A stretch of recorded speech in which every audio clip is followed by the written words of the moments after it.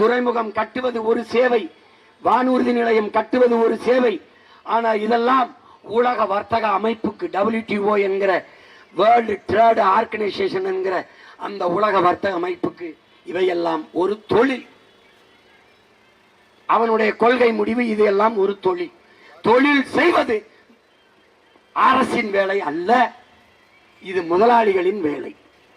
எனவே முதலாளிகளை இந்த வேலையை செய்ய ஒப்பந்தம் கொடுத்துவிட்டு கையெழுத்தை போட்டு அவர்கள் கொடுக்கிற கமிஷனை வாங்கி கொண்டு கம்முன்னு இருக்க வேண்டும். இதுதான்.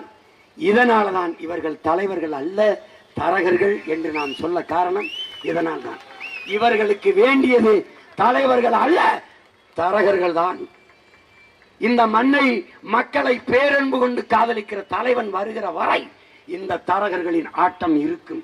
2026 நாம் ஆடுகிற ஆட்டத்தில் இந்த தரகர்களின் கொட்டம் ஒடுங்க வேண்டும்.